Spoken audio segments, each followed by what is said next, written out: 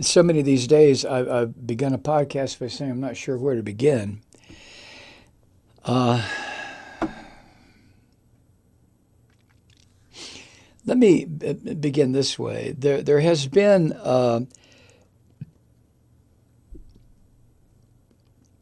hallmark of responsible journalism that I learned early on from working in publications here in Atlanta. Uh, not the radical left publications that I worked for, because um, even-handedness or presenting both sides of an issue was never a requirement to work in left-leaning media.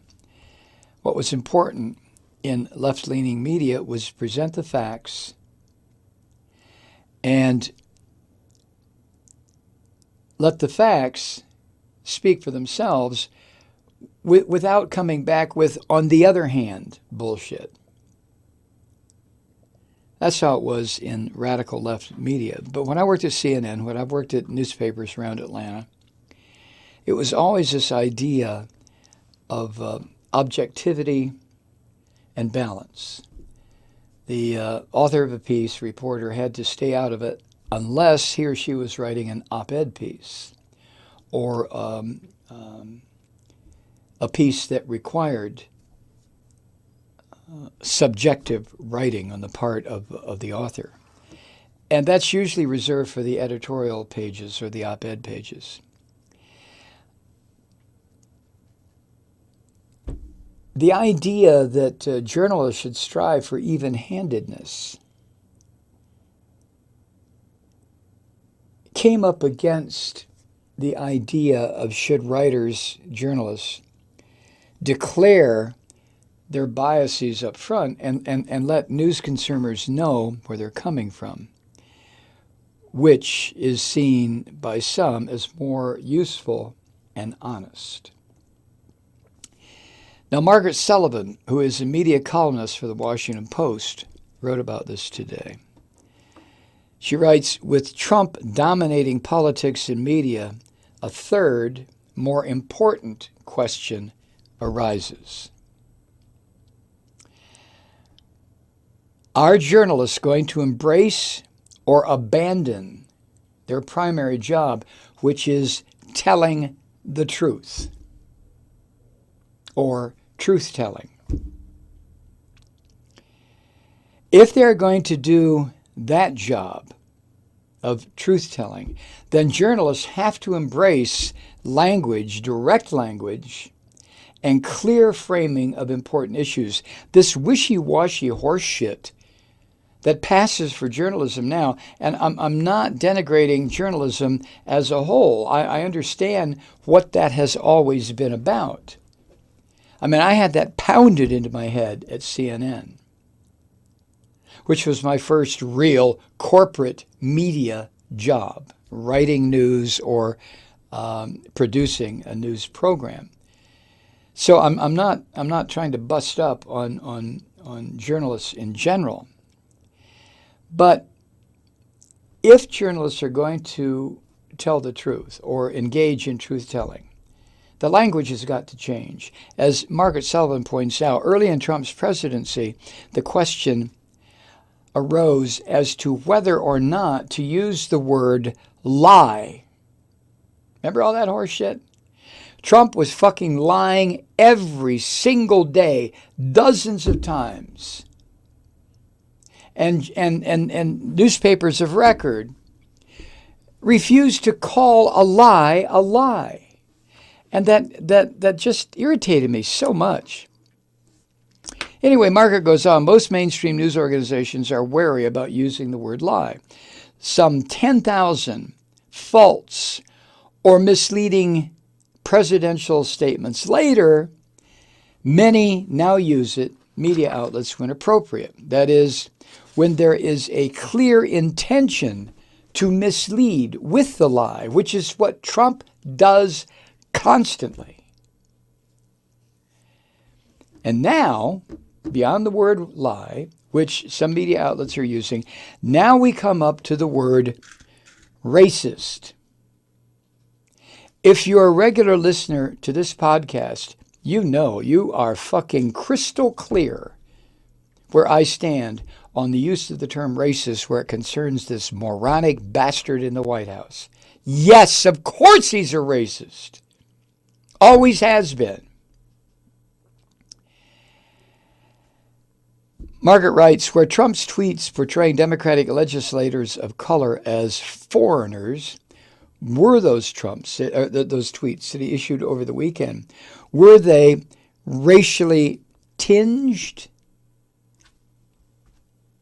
You know, he didn't come out and say kike, spick, nigger. He didn't come right out and say those kinds of racially charged words. Did he use racially tinged words? You see the difference.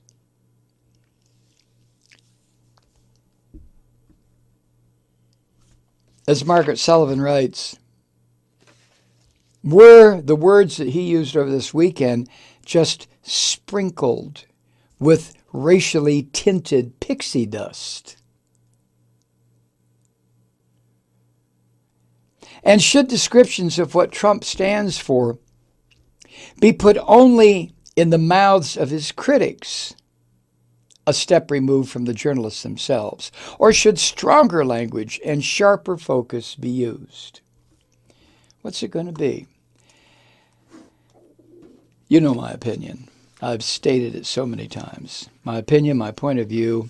This fucking destroyer that squats in the White House should be labeled for exactly what he is. He's a fascist. He's a racist. He's a liar.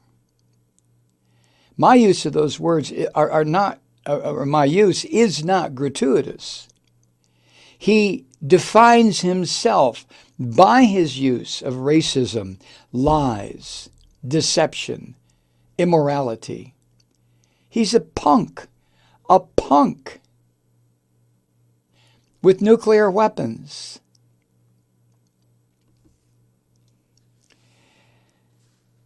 Margaret answers her own question. Should sharper language and sharper focus be used? That's the question. Her answer depends on only one thing: whether journalists want to be clear about saying what's right there in front of everyone's eyes and ears.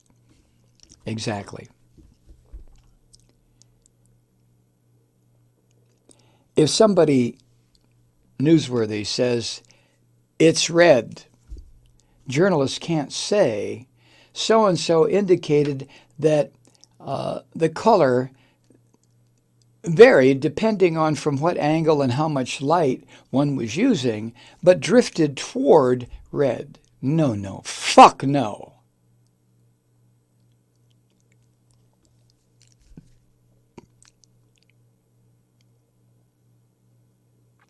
Not all this comes down to a single word: racism, liar.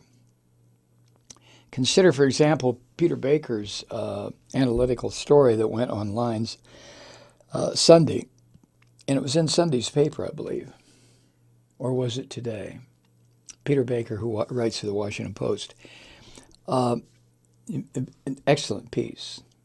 And Peter Baker does not hold back in that piece.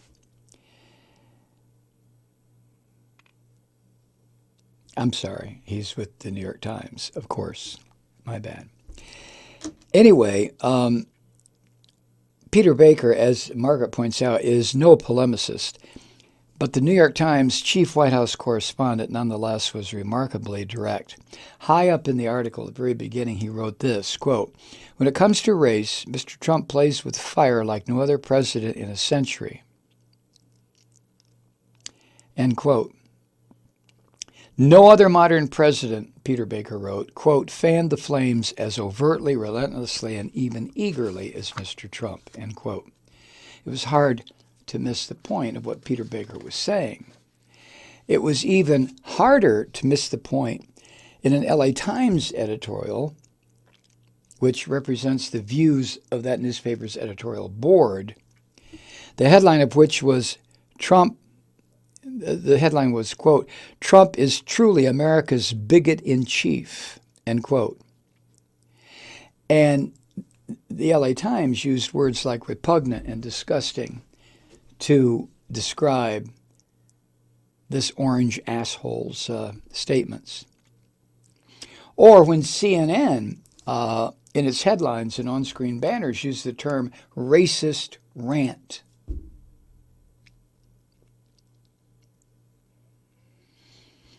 Now, other members of the Third Estate didn't go there. In general, the network news shows, ABC, CBS, NBC, with their efforts to appeal to everyone, regardless of their politics, they like to be particularly careful not to offend. Earlier this evening, I watched NBC Nightly News with Lester Holt. And the word racist did not pass his lips. He knows what Trump is. So the networks used what CNN's Brian Stelter accurately called in his media newsletter a crutch. A crutch. Now, the way they do that, Tom Yamas at ABC yesterday said this, quote, Democrats are calling the remarks racist, end quote. Now, we happened to see that newscast last night. I just about flipped out of the chair. We'd been up in the mountains all weekend, like I mentioned, in the, well, that was in the private podcast, wasn't it? Yeah. We were in the northeastern Alabama mountains over the weekend. Molly was in a camp in northwestern Georgia, and we crossed over into no man's land into Alabama. But when Tom Yamas said that last night, Democrats are calling the remarks racist, I just thought, I don't know Tom Yamas from Adam's House Cat.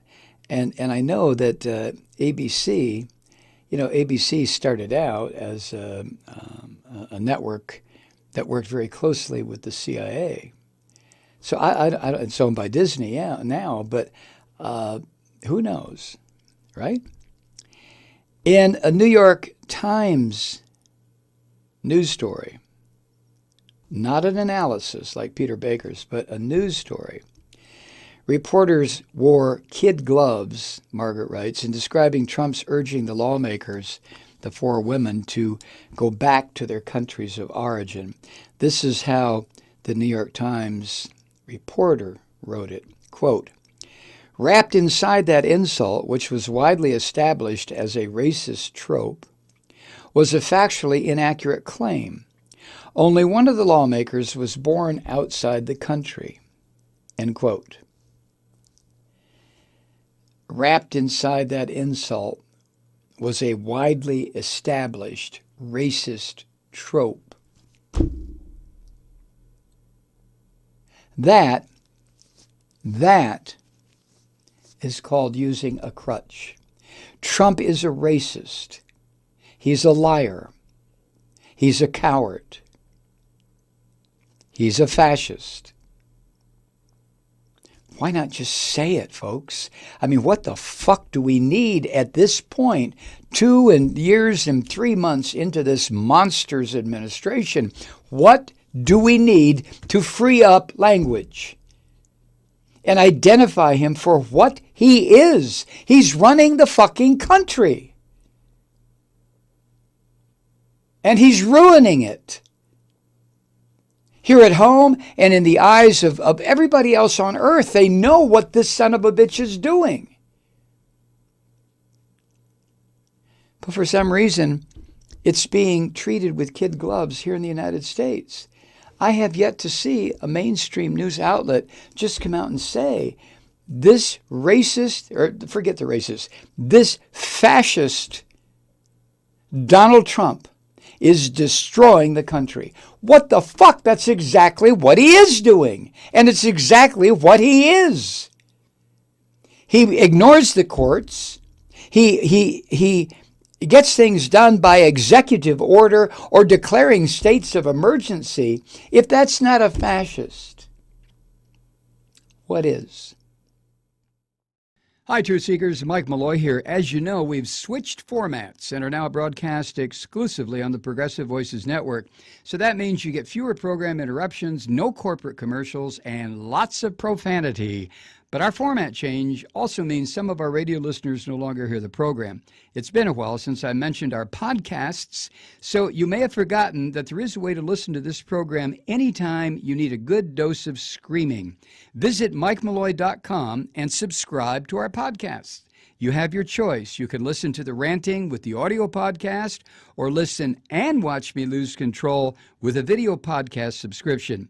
As a podcast subscriber, you can download the program to your mobile device and take me with you wherever you go.